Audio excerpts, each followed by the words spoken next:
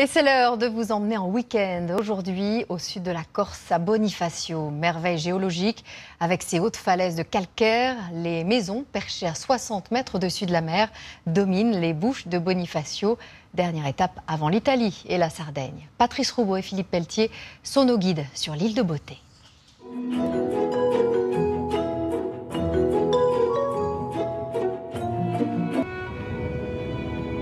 Hypnotisé, impressionné, le voyageur ne reste jamais indifférent devant Bonifacio et ses falaises calcaires.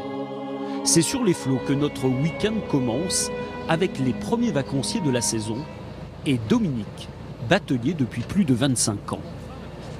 Avant de découvrir la citadelle juste derrière moi, l'incontournable c'est la balade en bateau. Dominique va nous faire découvrir les grottes marines et passer devant le fameux grain de sable.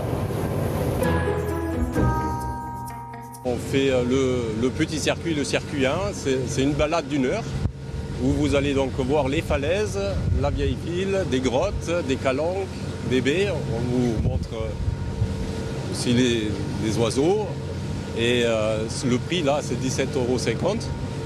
De retour sur la terre ferme, déambuler dans les rues de la citadelle est un incontournable. Dans chaque ruelle, l'œil est attiré par l'architecture, des chapelles et des églises. Et quand on pousse la porte de l'une d'elles, on peut entendre une fois par semaine des chants polyphoniques.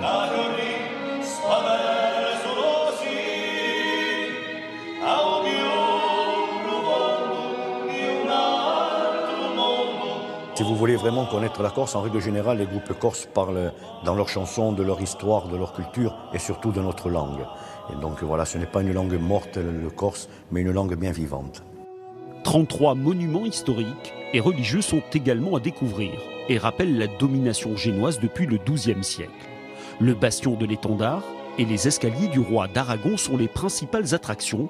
Leur prix d'entrée, 3,50 €. C'est un monument les plus visités de Corse. Il y a environ plus de 100 000 visiteurs. Et puis quoi dire de plus? Quand on regarde la vue, on ne peut être que séduit par toute cette beauté, par cette nature.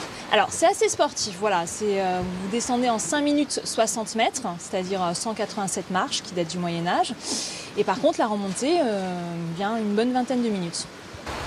Vous l'aurez compris, la visite de Bonifacio est à la fois polyphonique et sportive, surtout quand l'on remonte les 187 marches de l'escalier du roi d'Aragon. Il est temps pour nous de faire une pause gourmande.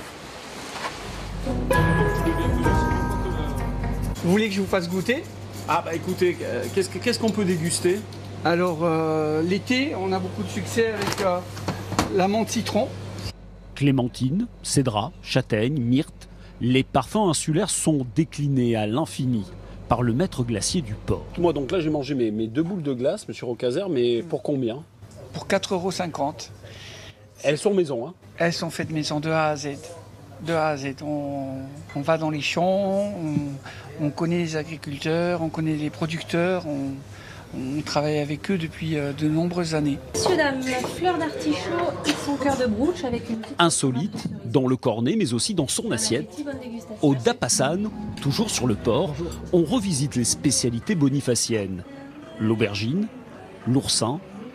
Contemporain et traditionnel, le lieu est étonnant. Ça chez nous l'espace grotte avec vraiment l'espace ici qui est la grotte naturelle. Nous on l'a juste recouverte par rapport à l'humidité et donc vous vous trouvez directement sous la falaise. Au soleil sur la terrasse, un verre de vin à la main, 4 spécialités bonifaciennes et un total de 20 €. Quittons maintenant les falaises pour le plateau calcaire de Bonifacio. À moins de 5 minutes du port, le paysage a changé. Sur un domaine de 30 hectares d'oliviers, où courent en liberté les chevaux, nous retrouvons Fabienne dans ses arbres. Cette oléicultrice propose un hébergement dans sa demeure. Bon, je pense que les gens qui viennent chez nous aussi dans les chambres d'hôtes cherchent autre chose. C'est tout petit, on n'a que 4 chambres. Ce sont des choix de vacances qui sont complètement différents aussi. Et des choix de rencontres aussi qui sont différents. Depuis sa chambre, quand le soleil décline, les roches de la Trinité de Bonifacio s'embrasent.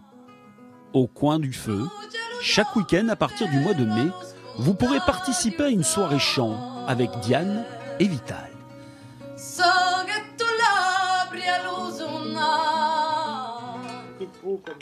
Après une nuit calme et un petit déjeuner maison copieux, nous vous avons sélectionné 2 bons plans.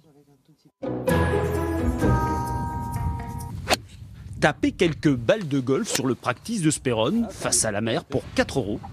Puis rejoindre à pied l'une des plus belles plages de l'île, le Grand Spéronne, où l'on se fait déjà bronzer. Vue sur mer, on est à l'ombre, on est bien. De passer à travers un golfe pour accéder à une plage, c'est... Ah, c'est particulier, c'est particulier. Faut faire attention aux mini-voiturettes quand elles passent, mais... C'est sympa. Mais c'est cool. Toujours sur le littoral, une autre balade nous attend, cette fois-ci en VTT électrique, sur le chemin des douaniers.